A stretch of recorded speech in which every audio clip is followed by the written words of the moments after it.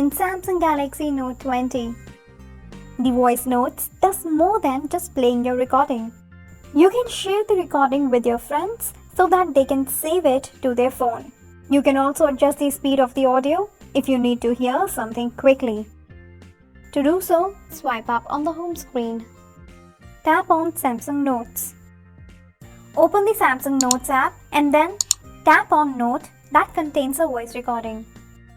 We have meeting on Monday at 9 a.m.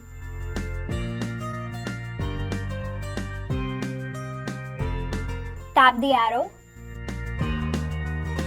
Tap the list icon on the far right. Here you can see voice in the recording. To adjust the speed of the recording, tap the speed underneath the audio timeline.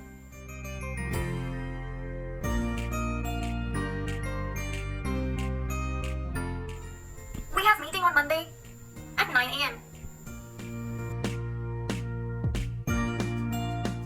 We have meeting on Monday at 9 a.m. To send the recording to someone, tap the share icon. Choose an option from the available medium. So this is how you can adjust the speed and share your voice notes in Samsung Galaxy Note 20. Hope this video was of great help. Thank you for watching.